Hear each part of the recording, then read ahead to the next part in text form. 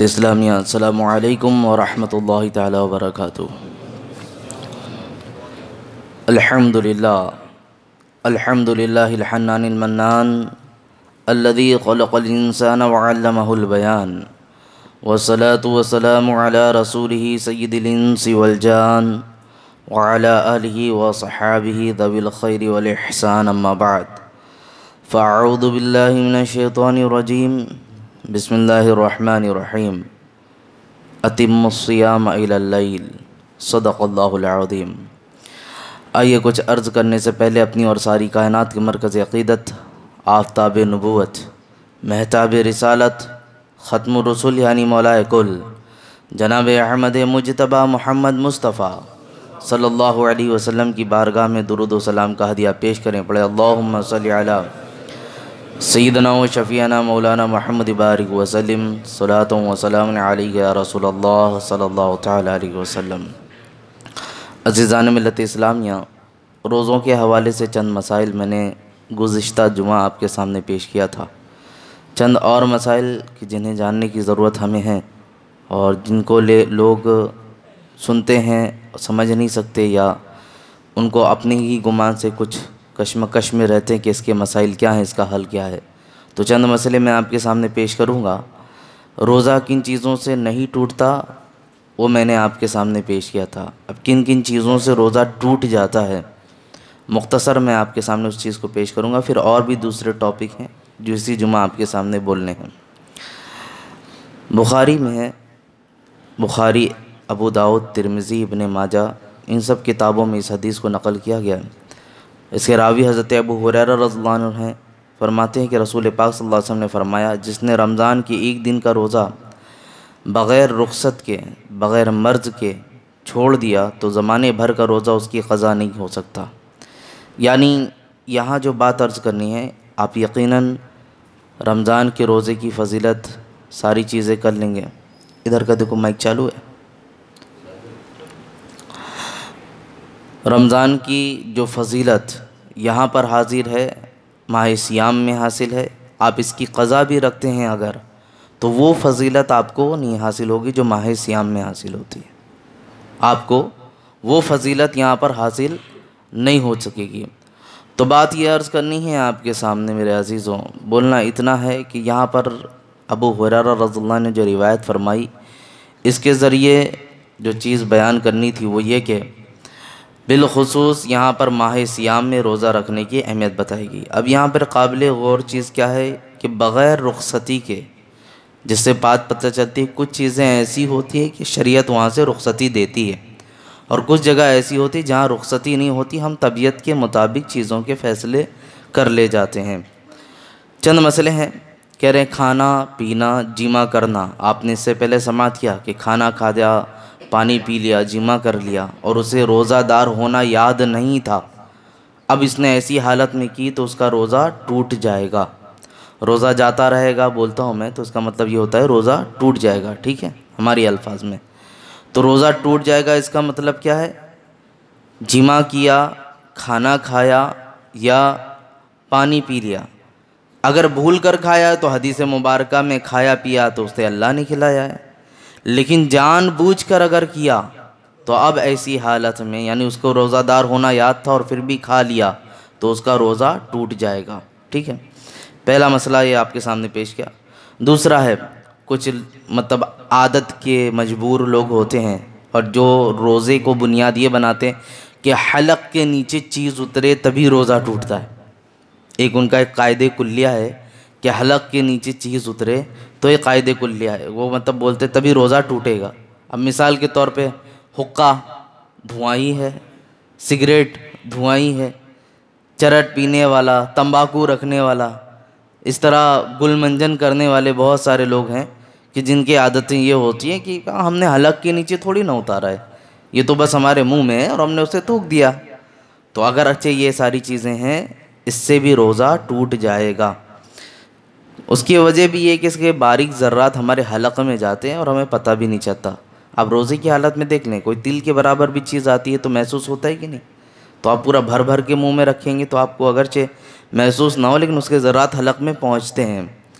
اسی طرح کہہ رہے ہیں کہ کسی نے شکر وغیرہ اپنے منہ میں رکھا، اور شکر کیسی چیز ہے، شکر جیسی کوئی چیز رکھی، منہ میں رکھتے ہی وہ گھل گئی، تو جیسے ہی وہ گھل جائے گی آپ کا روزہ ٹوٹ جائے گا، کیونکہ اس کا مزہ حلق میں محسوس ہونے لگے گا۔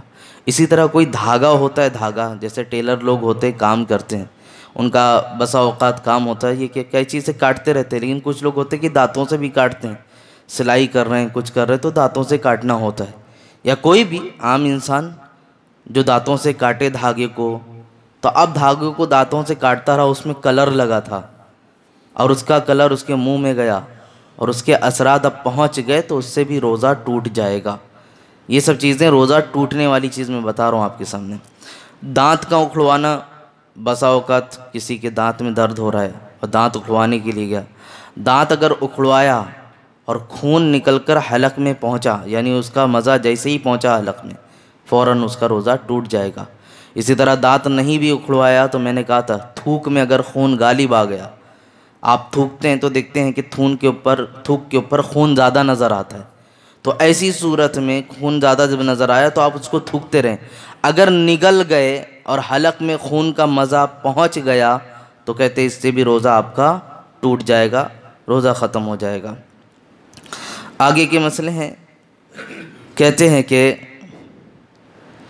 بہت سینسیٹیو مسئلہ ہے یہ، شاید کہ ہر کسی کو اس پر نظر رکھنا چاہیے، کیونکہ بالخصوص روزے کی حالت میں کثرت سے جوق در جوق نماز کے لیے لوگ آتے ہیں اور وضو خانوں پر لائن لگی ہوتی ہے، تو جماعت نہ چھوٹنے کی وجہ سے بہت جلدی کرنے کی کوشش کرتے ہیں، تو اس میں یہ گڑبڑی ہوتی ہے پیدا۔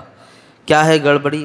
کہتے کلی کر رہا تھا، بلا قصد پانی حلق سے اتر گیا یا ناک میں پانی چڑھایا اور دماغ کو چڑھ گیا، روزہ ٹوٹ جائے گا۔ یہاں بلا قصد کا لفظ آیا، بلا قصد کا مطلب ہوتا ہے بغیر ارادہ، بالقصد ہوتا ہے آپ کے ارادے کے ساتھ، بلا قصد ہوتا ہے کہ آپ کا ارادہ نہیں تھا، آپ کلی کرنے بیٹھے تھے یا ناک میں پانی چڑھا رہے تھے، ان دونوں صورتوں میں کلی کیا اور ہلکا سا گھونٹ اتر گیا تو لوگ کیا سوچتے ہیں، جان بوجھ کے تھوڑی نہ کیا، کلی کر رہا تھا اپنے آپ چلا گیا، یہاں پر روزہ ٹوٹ جائے گا آپ کے، اگرچہ جان بوجھ کر نہیں کیا آپ نے، بلا قصد تھا، آپ کا کوئی ارادہ نہیں تھا۔ اسی طرح ناک میں پانی چڑھانا تھا، دماغ تک پانی پہنچ گیا آپ کے، تو اس سے بھی آپ کا روزہ جاتا رہے گا۔ یہ تھوڑا باریک سا مسئلہ ہے، لوگ دھیان نہیں دیتے وضو کرنے کے موقع پر، تو بالخصوص اس پر دھیان دیں۔ ہاں پورا وضو کر لیا، کلی کر لیا، بعد اس کے بار بار تھوکتے رہتے کہ گلے میں جو پانی ہے ٹھنڈا پن لگ رہا ہے، اس سے روزہ نہیں ٹوٹتا آپ کا، اس چیز سے آپ کا روزہ نہیں ٹوٹتا، جو آپ کلی کرے یا وضو کر کے آئے اور گلے میں اس کی ٹھنڈک محسوس ہوتی ہے، اس سے روزہ نہیں ٹوٹتا، روزہ ان چیزوں سے ٹوٹ رہا ہوتا ہے۔ آگے کہہ رہے ہیں کہ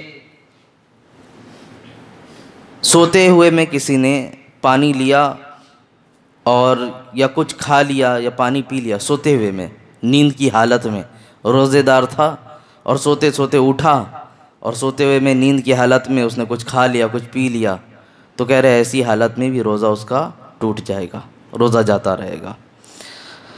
یہ مسئلے تھے۔ اب ایک مسئلہ ہے کہ آنسوؤں کے لے کر اور پسینوں کے لے کر، کیونکہ گرمی کا موسم ہے، آنسو تو خوف و خشیت سے کسی کا نکل آئے، یہ جیسے بیان کے دوران ہمیں بھی بہت زیادہ پسینے وغیرہ آ جاتے ہیں تو وہ حالت ہوتی ہے، تو دو چیزیں ہیں، پسینے کا آنا، آنسو کا آنا۔ کہہ رہے اگر قطرہ دو قطرہ ہے اور وہ مطلب آپ کے منہ میں آیا تو اس سے آپ کا روزہ نہیں ٹوٹے گا، لیکن اتنا زیادہ پسینے کا قطرہ آیا یا آنسو کے قطرات آ گئے کہ جس سے حلق کے اندر اس کی نمکینی محسوس ہونے لگی، حلق کے اندر نمکین پن اس کا محسوس ہونے لگا، تو اس سے بھی روزہ ٹوٹ جائے گا۔ سمجھ میں آ رہا ہے مسئلہ جو بیان کر رہا ہوں؟ میں آسان لفظوں میں بالکل مختصر کر کے آپ کے سامنے چیزوں کو بیان کر رہا ہوں۔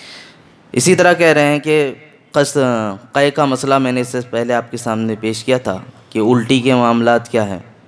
جان بوجھ کر کوئی منہ بھر قے کرے گا اور روزہ دار اس کا ہونا یاد رہے گا تو روزہ ٹوٹ جائے گا، اور اگر منہ بھر سے کم ہے تو روزہ نہیں ٹوٹے گا۔ دو چیزیں اس میں بتائی تھی، پھر سے بتا دے رہا ہوں، لوگ پوچھ رہے پھر بھی کہ الٹیوں کے حوالے سے ایسیڈیٹی ہو جانا یا دوسری تکلیف ہو جانا کھانے پینے کی گڑبڑی کی وجہ سے، تو روزوں کو لے کر بڑے پریشان ہو جاتے ہیں۔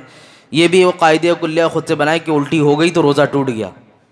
الٹی ہوتی ہے تو روزہ ٹوٹتا ہے، اس میں کچھ چیزیں شرط کے طور پر ہے، جیسے آپ نے جان بوجھ کر حلق میں انگلی ڈالی یا خود سے ارادہ کیا کہ مجھے الٹی ہو جائے، اب الٹی کر رہے تھے اور الٹی منہ بھر ہوئی. منہ بھر کہتے ہیں کسے؟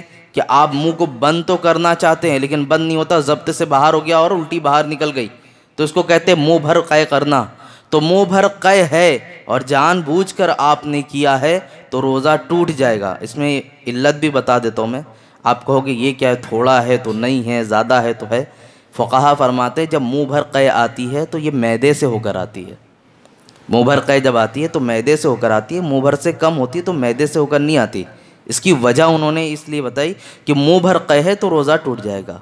اور پھر اس کی دوسری جگہ کہ جان بوجھ کر تو نہیں کیا، بس الٹی آئی، تو کہہ رہے منہ بھر ہو یا منہ بھر سے کم ہو.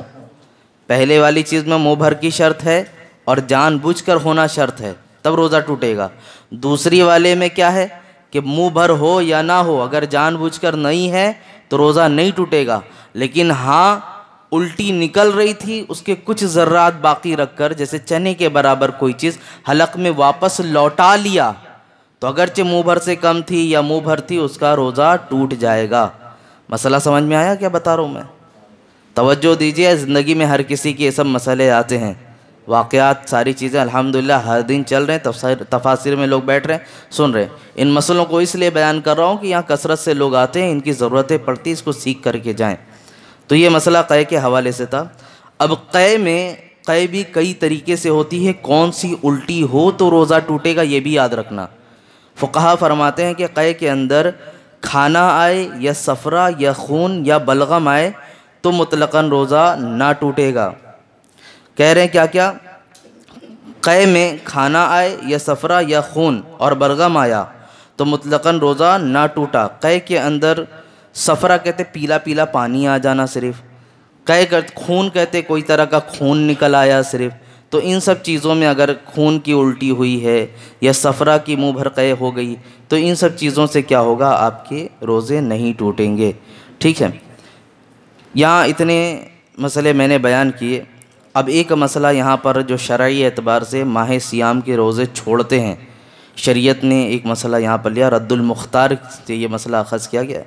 رمضان میں بغیر کسی وجہ کے جو شخص اعلانیہ جان بوجھ کر کھائے پیے تو حکم یہ ہے کہ اسے قتل کر دیا جائے. تو اسے حکم یہ ہے قتل کے. بازاروں میں آج مارکیٹوں میں بہت سارے چیخ چیخ کے چلا چلا کے چیزوں کو بھیج رہا ہوں، منہ میں پان بھی بھرا ہے، گٹکے بھی بھرے ہیں، سر پہ ٹوپی تو لگی ہے، یہ سب چیزیں ہیں، لیکن سمجھ میں نہیں آتا کہ جو روزے دار خریدنے آئے ہیں تم بغیر روزے دار ہو کر ان کے سامنے پہلی چیز تو تم اظہار گناہ کر رہے ہو. میاں عورت ہو تو بات سمجھ میں آتی ہے کہ چلو ان کو کچھ چیزوں میں رخصتی دی جاتی ہے، لیکن ان کو بھی چاہیے اس طرح اعلانیہ طور پہ نہ کھائیں، ان کو بھی منع کیا گیا ہے. مرد کو کون سی مجبوری آتی ہے اس طرح؟ ہٹے کٹے ہیں، کمانے کے لیے پہنچ گئے ہیں بازاروں میں، گٹکا کھا کھا کر سروں پہ ٹوپی لگا کر چیخ چیخ کر بیچ رہے ہیں اور سب کے سامنے. تم اپنے اس گناہ پر لوگوں کو گواہ بھی بنا رہے ہوتے ہو. آپ لوگوں کے سامنے چیخ کر چلا کر بول کر کے اور جو منہ کے اندر گٹکا بھرے ہو، یہ علامت کس چیز کی؟ کہ روزہ دار نہیں ہے. تو میاں جان بوجھ کر روزہ چھوڑنا تو میں تو بتایا بہت سخت گناہ ہے اس کا. تو خیر یہ چیزیں میں نے آپ کے سامنے رکھی. روزے کے کچھ مسئلے ایسے ہیں کہ جو آپ لوگ خارجی وقت میں اس کو ضرور سیکھیے گا. روزہ کن چیزوں سے نہیں ٹوٹتا، مختصر میں نے جو چیزیں ضروری تھی بتائی. اس میں مسئلے یہیں پہ بس نہیں ہیں، 20-25 منٹ میں کتنے مسئلے بتا دوں گا آپ لوگ کو. اتنے مسئلے ہیں اس میں کہ اگر میں صرف پڑھتے ہی رہوں اس کی عبارتیں تو 2 گھنٹہ 2.5 گھنٹہ جائے گا.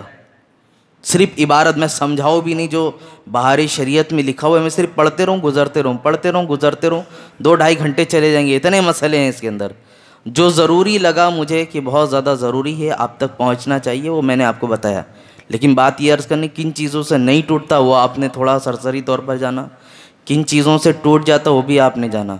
اب روزہ ٹوٹنے کے بعد 2 حکم ہوتا ہے، ایک یا تو اس کی قضا ہوگی یا تو اس کا کفارہ ہوگا. کن روزوں کی قضا ہے، کن روزوں کا کفارہ ہے، اگر وقت ملے تو سیکھ لینا. وقت یہاں پر نہیں کہ ان کے اوپر تذکرہ کیا جائے، کیونکہ ہر روزوں کی الگ الگ نوعیت ہے کہ یہ روزہ اس طرح ٹوٹے گا تو قضا ہوگی، اس اعتبار سے ٹوٹے گا تو اس پہ قضا کے ساتھ کفارہ بھی لازم ہوگا. کفارہ مطلب سمجھتے ہو؟ جس میں 60 روزہ مسلسل رکھنے کے لیے کہا جاتا ہے، مسکینوں کو کھانا کھلانے کا حکم ہوتا ہے. یہ بہت سخت حکم ہے، عام طور پر اس پر کوئی عمل پیرا نہیں ہوتا. 30 دن کا رکھنا اتنا بھاری پڑتا ہے, 60 دن کا کہاں سے کرتے بیٹھے گا. تو بات یہ عرض کرنا چاہتا ہوں آپ لوگوں کو کہ یہ مسئلے بھی سیکھ لینا ضروری ہے ہمارے لیے. ہم روزوں کو تو چھوڑ دیتے ہیں, جاتا ہے چلتا ہے, قضا کر لیں گے. کبھی پتہ کر لینا, ہو سکتا ہے آپ نے جو روزہ چھوڑا اس کی قضا نہیں کفارہ بھی ہو, تو صرف قضا سے کام نہیں بن پائے گا آپ کے, کفارہ اس کا دینا ہی پڑے گا. تو یہ شریعت کے معاملات ہیں, اس کو تھوڑا آپ سمجھ لیں. آگے کی جو بات ہے وہ میں ایک چیز اور آپ کے سامنے پیش کرتا ہوں, وہ یہ کہ بہت ضروری مسئلہ ہے یہ بھی کہ جیسے بہت سارے لوگ ہمارے درمیان انتقال کر جاتے ہیں اور ان پہ روزے باقی رہ جاتے ہیں. تو بہت سارے لوگ کہتے ہیں کہ مولانا انہوں نے اتنے روزے رکھے نہیں, تو اس کی کچھ مسئلے ہیں کیا. فدیہ کا ایک مسئلہ آتا ہے. فدیہ کا ایک مسئلہ آتا ہے. اگر جیسے مرنے والے نے اپنے ولی یعنی اپنے گھر والوں کو یہ وصیت کر دی کہ میں مر رہا ہوں, میرا انتقال ہو رہا ہے, میرے اوپر اتنے اتنے روزے ہیں, اس کا تم فدیہ ادا کر دینا. تو اب دیکھا جائے گا ترکے میں اس نے چھوڑا کیا ہے, یعنی جو پراپرٹی ہوتی ہے مال و دولت کی, اس نے کیا کچھ رقم چھوڑی ہے. اگر اس نے رقم چھوڑی ہے تو اس رقم میں سے ہر روزے کے بدلے میں فدیہ نکالیں گے. فدیہ ہوتا کیا ہے؟ 2 ٹائم کا کھانا بھر پیٹ کھلانا. کسی ایک کو 2 ٹائم کا کھانا بھر پیٹ کھلانا. اس کی رقم نکالی جائے, اگر آج کے زمانے کے اعتبار سے دیکھیں تو 100 روپے میں آرام سے انسان ایک ٹائم کا کھانا کھا لیتا ہے. تو 200 روپے نکال لیں, 200 روپے نکال لیں. یا جس کے یہاں جیسے اگر بہت سارے ہول بولیں گے ہمارے یہاں 50 میں ہی پیٹ بھر کے کھانا مل جاتا ہے, وہ کھانے کی کیٹیگری بھی گنا دے گا ہمیں. تو بھائی آپ کے یہاں جس اعتبار سے لگتا ہے کہ اتنے میں کھانا پیٹ بھر کے ہو جاتا ہے, عام طور پر 2.5 کلو گیہوں کی رقم جو ہے اس کو فدیہ رکھا گیا. اب گیہوں آپ کس کوالٹی کا استعمال کرتے ہیں, کیسا استعمال کرتے ہیں, ہر کوئی برابر نہیں ہوتا نا, ہر کسی کے گھر میں الگ الگ استعمال ہوتا ہے. تو اس کے اعتبار سے ایک رقم رکھی گئی. میں ایسے ہی بتا رہا ہوں آپ کو سرسری طور پر سمجھنے کے لیے کہ 2 ٹائم کا 2 وقت کا کھانا نکالنے کے لیے آپ اتنے رقم نکال دیں تو یہ فدیہ ہو گیا. ٹھیک ہے, ایک مسئلہ تو یہ ہو گیا. کچھ لوگ یہ کہتے ہیں کہ اگر وصیت نہیں کی تو, یہ تو وہ مسئلہ تھا کہ وصیت کر کے گیا, بول کر گیا تھا, وصیت نہیں کی تو آپ پر واجب نہیں ہے. آپ چاہو تو میت کی طرف سے فدیہ دے دو, آپ کو پتا تھا اس کا روزہ باقی ہے, آپ میت کی طرف سے فدیہ ادا کر دو, ساری چیزیں دے دو, اور اگر آپ نہیں دیتے تو آپ گنہگار نہیں ہوں گے. ٹھیک ہے, اتنا مسئلہ سمجھ میں آیا فدیہ کو لے کر. اب فدیہ کا ایک آخری مسئلہ, کچھ لوگ کہتے ہیں کہ میت کے پاس بھی پیسے نہیں ہیں اور جو ولی ہے اس کے پاس بھی پیسے نہیں ہیں, اور روزہ تو اس نے کئی سالوں کا چھوڑ کر رکھا ہے, تو اب اس میں کیا کریں؟ بات کو سمجھیے گا اچھی طرح. میت کے پاس بھی پیسے نہیں تھے, جو ولی ہے, جو اس کے گھر والے ہیں, خیر خواہ لوگ ہیں, ان کے پاس بھی پیسے نہیں کہ وہ فدیہ دے دے کے نکال لے. لیکن یہ ہے کہ روزہ بہت چھوٹا ہوا ہے اور فدیہ دینا ہے چاہتے ہیں, تو اس کی شریعت ایک شق رکھتی ہے کہ جس کو آپ فدیہ دے رہے, جیسے مثال کے طور پر, یہ کرنا نہیں ہے آپ لوگ, بتا رہا ہوں میں. ہاں اگر کوئی اس پر اترتا ہے واقعتاً اس کے پاس نہیں ہے تو کرے, لیکن عام طور پہ ایسا ہوتا نہیں ہے کہ کسی کے پاس اتنی رقم نہ ہو. مسئلہ ہے تو بتا رہا ہوں. 200 روپے ہی ہے کسی کے پاس, اب وہ فدیہ دینا چاہتا ہے, روزے اس کے 10 چھوٹے ہوئے ہیں, تو 10 کے اعتبار سے 200 کے حساب سے لو کتنا ہو جاتا ہے, 2000 ہو جائے گا. تو ابھی کرنا کیا ہے, اس کو اس 200 روپے کو جو سامنے فقیر تھا اس کو دے, اس کو مالک بنا دے, وہ مالک بن جائے گا, اس کے اختیار میں آئے. اب اس کو کہ اگر تو چاہے تو مجھے دے دے اس چیز کو, تو اس کو ادھر اس نے دیا, وہ اس کا مالک بنا, اس کا ملکیت میں آنے کے بعد وہ ایک روزے کا فدیہ بن جائے گا, پھر اسے واپس لے گا, پھر اسے واپس دے گا. تو یہ واپس لینا دینا جب تک روزہ جتنا رہتا ہے کر کے اسی 200 میں پورا ہو جائے گا. تو یہ ہیلا بہانہ آج بہت ساری چیز میں لوگ کرتے ہیں. ایک راستہ بتا رہا ہوں, اس کا مطلب یہ نہیں کہ بھرا پڑا ہے پیسہ اور خالی 200 لے کے چلے, اب تو کام آسان ہو گیا بول کر کے. یہ چورن بازی نہیں چلے گی ہر جگہ پر, ہر جگہ یہ ہیلا بہانہ نہیں چلتا. یہ مسئلہ ہے, بتا رہا ہوں کہ شریعت دیکھو خیال کس حد تک رکھتی ہے, ہمارا خیال کس حد تک رکھا گیا ہے. یہ شریعت کی باریکیاں میں آپ کے سامنے رکھتا ہوں کہ کسی چیز کا حق آپ پر ہے تو اس کو ادا کس حد تک کرنا ہے, یہ شریعت نے رکھا ہے میرے عزیزوں. تو بات جو میں نے فدیہ کی عرض کی, اس کو سماعت کر لیں. اب چونکہ ماہ سیام کے آخری عشرے بھی ہمارے سامنے انشاءاللہ عن قریب شروع ہونے والے ہیں, اور اس دوران اعتکاف کے بھی معاملات ہوں گے, تو مختصر سے وقت میں اعتکاف کی بھی حالت بتا دوں کہ اعتکاف کے بارے میں کیا ہے. قرآن مقدس میں فرمایا گیا وَلَا تُبَاشِرُوهُنَّ وَأَنْتُمْ عَاكِفُونَ فِي الْمَسَاجِدِ, عورتوں سے مباشرت نہ کرو، ہم بستری مت کرو جبکہ تم مسجدوں میں اعتکاف کیے ہوئے ہو۔ اس کی بڑی فضیلت بھی آئی ہے اور نبی پاک صلی اللہ علیہ وسلم سے ثابت بھی ہے۔ حضرت ام المومنین عائشہ صدیقہ رضی اللہ عنہا راویہ ہیں، کہتی ہیں کہ رسول پاک صلی اللہ علیہ وسلم رمضان کے آخری عشرے میں اعتکاف فرمایا کرتے تھے۔ حضور صلی اللہ علیہ وسلم رمضان کے آخری عشرے میں، یعنی 21 رمضان جو ہوتا ہے، 21 رمضان سے 30 رمضان یا 29 رمضان، اس میں حضور صلی اللہ علیہ وسلم اعتکاف فرمایا کرتے تھے۔ دوسری حدیث سماعت فرما لیں، حضرت ابن عباس اس کے راوی کہتے کہ رسول پاک صلی اللہ علیہ وسلم نے ارشاد فرمایا معتکف کے بارے میں کہ وہ گناہوں سے باز رہتا ہے اور نیکیوں سے اسے اس قدر ثواب ملتا ہے جس طرح اس نیکیوں کے ثواب دینے کے بارے میں کہا گیا۔ ہم نماز پڑھتے ہیں، نماز میں بہت ساری کمی بیشی ہوتی ہے، تو ان کمیوں کی وجہ سے نماز کے اندر جو ثواب رہتا ہے اس میں کمی ہو جاتی ہے، لیکن معتکف جب ہوتا ہے انسان تو اللہ رب العزت اس نماز کا بھی پورا ثواب عطا فرماتا ہے۔ یہ ایک مثال کے طور پر اس طرح جتنی بھی عبادت کرتا ہے ہر چیز میں اسے پورا اس نیکیوں کا ثواب دیا جاتا ہے۔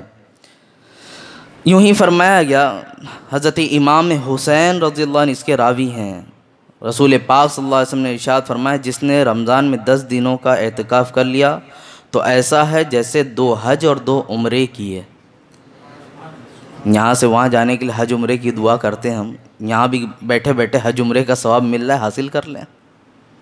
تمنا تو ہم سبھی کرتے ہیں نا، تو اگر جن کے پاس وقت ہے تو وہ بالخصوص ایک بار زندگی میں اعتکاف ضرور کریں۔ مسجدوں کے اندر دن ہم نے بہت گزارے ہیں، رات جلدی نہیں گزرتی، ایک بار مسجد میں رات بھی گزاریں، اللہ رب العزت دل کو پاک کرے گا انشاءاللہ۔ یہ چیز کر کے دیکھیے گا، یہاں کی راتیں اور یہاں کی جو ہماری نکلنے والی سانسیں ہیں یہ بھی آپ کی عبادت میں شمار ہوگی، تو موقع ملے تو اس میں ضرور کریں۔ پھر اب کچھ مسئلے ہیں یہاں آگے بیان کیا گیا ہے کہ مسجد میں جب لوگ حاضر ہوتے ہیں، دیکھو اعتکاف کی بھی صورت ہے، ایک اعتکاف واجب ہوتا ہے، ایک اعتکاف سنت موقدہ ہے، اور بقیہ اعتکاف جو ہے مستحب اور سنت اتنا ہے۔ واجب اعتکاف کیا ہے؟ کسی نے نظر مان لی کہ میرا، جیسے میں نے بتایا تھا نا روزوں میں بھی کچھ واجب ہو جاتے ہیں نظر کے روزے، تو کسی نے اسی طرح منت مان لی کہ میرا فلاں کام ہو گیا تو میں انشاءاللہ مسجد میں اتنے دن اعتکاف کروں گا، 1 دن 2 دن جیسا بھی اس کی صورت ہو کہ میں اس کے ساتھ اعتکاف کروں گا۔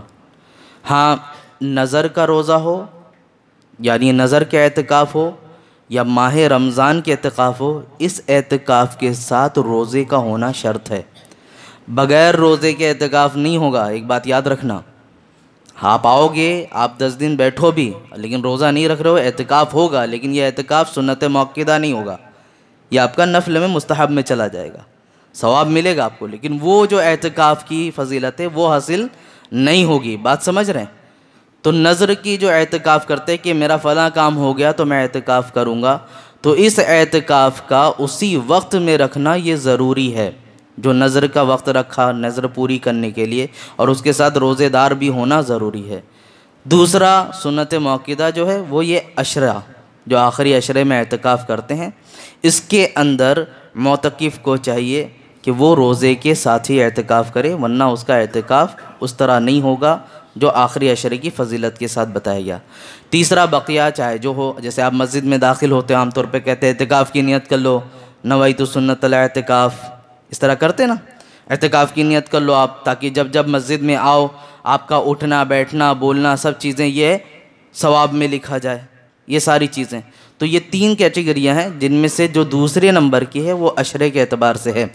اب اس میں کچھ چیزیں خیال رکھنا ضروری اور بھی ہیں، الگ الگ شرطیں ہیں کہ جامع مسجد کی ضرورت نہیں، بس مسجد میں نماز جماعت سے ہوتی ہو، اگرچہ 5 وقت میں جماعت بھی نہ ہو لیکن وہاں امام اور مؤذن مقرر ہیں، 5 وقت جماعت بھی نہ ہوتی ہو تو یہاں تک لکھا گیا وہاں بھی اعتکاف کر سکتے ہیں۔ ہاں معتکف کے لیے چند چیزیں ضروری ہیں جب اس کو خیال رکھنا چاہیے۔ ہمارے یہاں اعتکاف بھی کچھ لوگ اس لیے کرتے ہیں، اللہ معاف کرے، کہ بیٹھیں گے وہاں فرصت سے بیٹھ کے بات کریں گے، یہ مطمع نظر نہیں ہونا چاہیے، آپ اللہ کے گھر میں ہیں۔ اچھا یہاں پر ایک مسئلہ یہ بھی آپ کے سامنے پیش کرتا ہوں، اتنی ساری فضیلتیں، اتنی ساری چیزیں ایک لفظ کے ذریعے آپ کو سمجھا رہے ہیں کہ اعتکاف کرو مسجد میں بیٹھو، اعتکاف کرو تو مسجد میں آؤ، تھوڑی دیر کے لیے آؤ، اعتکاف کی نیت سے آؤ، نفلی اعتکاف، تو بات چیت کرو، ساری چیزیں کرو۔ ہمارا آپ کا بیٹھنا ہوتا ہے، نہ اعتکاف کی نیت ہوتی نہ کچھ ہوتی ہے، ہم بیٹھ کر کے گفتگو پہ گفتگو کرتے ہیں اور سوچتے ہیں ہم یہاں سے ثواب لوٹ کر لے کر گئے۔ دوسری حدیث بھی سماعت فرما لے، اس کا مفہوم پیش کرتا ہوں۔ جو شخص مسجد میں بیٹھ کر دنیاوی گفتگو کرتا ہے اس کے اعمال 40 سال کے تباہ و برباد کر دیے جائیں گے۔ ہم میں سے نہ جانے کتنے ایسے ہوتے ہیں، ہماری عمر بھی 40 سال کی نہیں ہوتی، لیکن اعمال 40 سال کے تباہ ہو جائیں گے۔ دنیاوی گفتگو کرنا، بیٹھے ہیں ساری دنیا کی پنچایت لے کر، یہ نہیں۔ ہاں آپ کا گروپ ہے، آپ بیٹھتے ہیں علم سیکھ رہے ہیں تو اللہ تعالیٰ اس کی جزا بھی دے گا۔ جس طرح اگر دنیاوی گفتگو کوئی کرتا ہے تو اس کا مسئلہ یہ ہے کہ آپ کو اس کے بارے میں یہ وعید سنائی گئی، اسی طرح اس کے فضائل بھی ہیں۔ اگر آپ بیٹھتے ہیں، آپ کے حالات ایسے ہیں کہ آپ بیٹھ کر کے علم حاصل کر رہے ہیں، درس و تدریس کے معاملات چل رہے ہیں، اس کے متعلق گفتگو کر رہے ہیں، تو اللہ آپ کو ثواب بھی عطا فرمائے گا۔ اور اگر نہیں ہوتا ہے، بیٹھتے ہی ہیں، کچھ مل جل کی حال اخلاق کی بات ہی کرنا ہے، تو کم سے کم اتنا کر لیں، اعتکاف کی نیت سے آ جائیں، اتنا کر لیں۔ میں یہ کہتا ہوں بیٹھنا اٹھنا ہی ہے تو 2 لفظ بولنا ہے، چاہے تو آپ بول کر کے فضیلت حاصل کر رہے ہیں، نہیں تو دل میں سوچ بھی لیا تو آپ کی نیت ہو گئی کہ میں اعتکاف کی نیت سے مسجد میں آ گیا۔ تو ہر شخص یہ کوشش کرے کہ مسجد میں جب بھی داخل ہو تو اعتکاف کی نیت کر لے۔ ضروری نہیں کہ رمضان آیا تبھی اعتکاف کرنا ہے، آپ مسجد میں جب بھی آئیں تو اعتکاف کی نیت کر لیں، یہ سوچ لیں کہ میں مسجد میں جا رہا ہوں، اعتکاف کی نیت سے جا رہا ہوں۔ خیر، اب معتکف کے لیے چند ضروری چیزیں جو میں 2 لفظوں میں آپ کے سامنے بتاؤں۔ حاجت اصلیہ کے علاوہ اگر معتکف باہر نکلتا ہے تو اعتکاف اس کا جاتا رہے گا، ٹھیک ہے؟ مسجد میں جس جگہ کو خاص کیا گیا ہے اس جگہ پر وہ رہے۔ حاجت اصلیہ جیسے کہ پیشاب پاخانہ کرنا تھا، یا غسل واجب ہو گیا تھا، اس پر غسل فرض تھا، غسل کے لیے گیا، یا وضو کرنے کے لیے گیا، تو ان سب چیزوں کے لیے، یا اذان ہی دے رہا تھا معتکف میں سے اور راستہ باہر سے ہے مسجد کے، تو باہر سے، جیسے بہت سارے لوگ بولتے باہر چلے گئے تمہارا اعتکاف چلا گیا، تو اگر مؤذن ہی ہے وہ اعتکاف میں بیٹھا ہے اذان دینے کے لیے، وہ باہر کے راستے سے اوپر جاتا مسجد کے، تو اس سے بھی اس کا روزہ، اس کا اعتکاف نہیں ٹوٹے گا۔ لیکن ہاں جان بوجھ کر ایسے ہی چلا گیا، بات کرنے کے لیے چلا گیا، تو اب اس کا اعتکاف جاتا رہے گا۔ تو اعتکاف کے یہ مسئلے، وقت ہو چکا ہے، اور بھی اس میں مسائل ہیں، جس کو اگر پوچھنا ہوگا، رابطہ کرنا ہوگا تو یہاں آپ کے سامنے موجود رہتا ہوں، آپ مل کر اس کی ڈیٹیل، اس کی تفصیلات لے سکتے ہیں۔ ہاں چند چیزوں کے بارے میں جو منع کیا، مباشرت سے، نماز جنازہ میں حاضر ہونے سے، گھر جانے سے، کئی صورتیں ہیں اس کی، ان سب چیزوں کے لیے آپ کو منع کیا گیا ہے۔ لیکن اتنا ہی کہنا چاہوں گا کہ اعتکاف ضرور کریں، زندگی میں ایک بار تو کم سے کم اعتکاف کریں۔ اللہ رب العزت کہ جو گھر میں آپ بیٹھیں گے کل بروز محشر، جہاں ہر چیزیں گواہی دیں گی، کہ مولا زمین بھی گواہی دے گی نا کہ اس نے ہم پر گناہ کیے تھے۔ یہ 10 دن اگر ہم گزاریں گے، سجدے کریں گے، تو یہ 10 دن بھی، یہ شب و روز بھی، یہ رات دن بھی اللہ کی بارگاہ میں گواہی دیں گے کہ مولا اس نے محض تیرے لیے اپنے آپ کو وقف کر دیا تھا، یہ محض تیرے لیے تیرے گھر میں آ گیا تھا، دنیا سے بے رغبتی دکھانا۔ اور بالخصوص معتکف لوگوں کو میں کہنا چاہوں گا جو اس مسجد میں بھی اعتکاف کریں گے، بچے اگر اعتکاف کے لیے آتے ہیں تو ذمہ داران حضرات دیکھیں کہ بچے کس طرح کے ہیں۔ نابالغ بچے اگر ہیں تو نہ لیں اعتکاف میں ان لوگوں کو، کیونکہ شور شرابہ، بھاگ دوڑ، یہی ساری چیزیں ہوں گے۔ جو شعور والے بچے ہیں، سمجھ بوجھ رکھتے ہیں، ان کو لیں۔ اور عوام سے بھی کہوں گا، آپ اگر آتے ہیں تو اپنے ساتھ جو فون ہے نا، کچھ دن کے لیے جب آپ یہاں پر آئیں، اگر آپ کو بہت ضروری کام لگتا ہے تو استعمال کریں، نہیں تو فون کو بھی رکھ دیں، ورنہ ہوگا کیا، مسجد کے باہر جیسے بیٹھ کر کے فون چلا کے دن گزر رہا تھا، مسجدوں میں بھی بیٹھ کر ویسے دن گزرتا رہے گا تو اعتکاف کا کچھ مقصد حاصل نہیں ہوگا۔ تو یہ مختصر سی چند جملے تھے جو ایک ذمہ داری کے ساتھ آپ تک پہنچایا ہوں۔ اگر کچھ مسئلے اس میں نہیں سمجھ میں آتے ہیں تو خارج وقت میں آپ لوگ مجھ سے آ کر رابطہ کر لیجیے گا۔ چند اعلانات ہیں، سماعت فرما لیں۔ اعلان یہ ہے کہ مدرسہ گلشن للبنات، یہ رامپور سائڈ ایک مدرسہ ہے، ہمارے جو اسٹاف میں سے حافظ عاصم صاحب ہیں، ان کے گاؤں کے قریب کا کوئی مدرسہ ہے، بہت غریب ہے علاقہ ہے، اور انہوں نے بڑی درخواست کی ہے آپ لوگوں سے کہ جاتے جاتے بڑھ چڑھ کر ان کے اس مدرسے میں تعاون کر کے جائیے گا۔ دوسرا اعلان کہ 25ویں شب یعنی 24واں رمضان رہے گا اور 25ویں شب جو لگے گی، تاخراتیں بھی شروع ہونے والی ہے۔ ہماری اس مسجد میں انشاءاللہ 25ویں شب کو ایک چھوٹا سا پروگرام رکھا گیا ہے، چھوٹا سا مطلب 12 بجے کے بعد شب بیداری کا، جس میں باہر سے نعت خواہ بھی آئیں گے، بیان کرنے کے لیے بھی آئیں گے، ذکر و اذکار بھی ہوگا، اور آخر میں سحری کا بھی انتظام ہے اس مسجد میں۔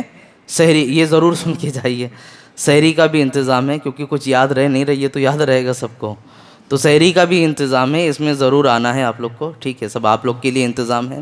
تیسرا اعلان یہ ہے کہ ہماری مسجد میں جو اوپر چھت لگی ہوئی ہے پترے کا کام کچھ باقی ہے، آپ کے تعاون سے الحمدللہ کلر کا کام ہوا، یہ مسجد کی رونق بڑھی، سب کچھ بڑھا۔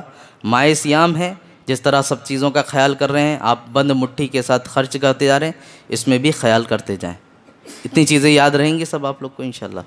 اگر کچھ اور یہ ہے اعلان میں یاد آتا تو بعد میں آپ کو کر دیتا ہوں۔ میں یہ جو چیز کہتا ہوں اس کو مذاق مت بنائیے گا، میں ایسے ہی بولا تھا، بعد میں کہیں گے مولانا صرف ایسے ٹارچر کرتے رہتے ہیں۔ ہمارا آپ کا جو رشتہ ہے یہ ممبر کا ہی رشتہ ہے۔ گھر میں انسان جب بیٹھتا ہے تو صرف سیریس بات نہیں کرتا، کچھ ایسے بھی بات کر لیتا ہے۔ میں بھی یہ سوچتا ہوں میرا گھر پریوار کون ہے یہاں پہ؟ آپ ہی لوگ تو ہیں، میرا گاؤں تو کہیں اور ہے نا، میرے ماں باپ تو کہیں اور ہے نا، ہمارا جو رشتہ ہے آپ سے کس چیز کا؟ اس ممبر کا ہی ہے، تو یہیں پر ہنس بھی بولتے ہیں، تھوڑا سا رو بھی لیتے ہیں یہیں پر، سارے دکھ درد ہمارے یہیں سے ہیں، تو یہ ساری چیزیں آپ سے ہماری اسی لیے ہے، اس لیے اس کو دل پہ مت لیجیے گا۔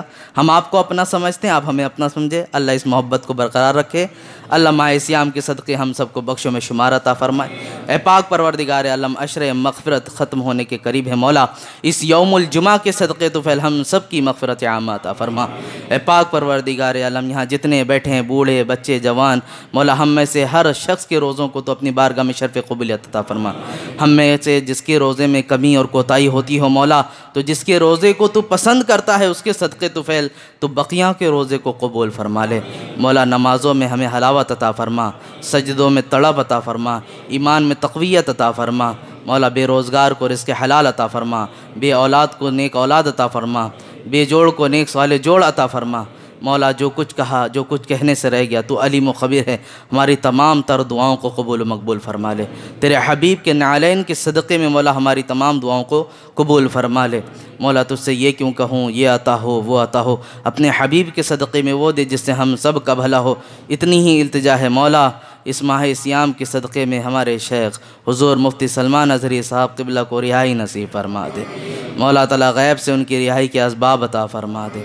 وصلی اللہ تعالیٰ علی خیر خلقی محمد وآلہ وصحبہ اجمعین برحمتک یا ارحم الراحمین۔ السلام علیکم ورحمۃ اللہ وبرکاتہ۔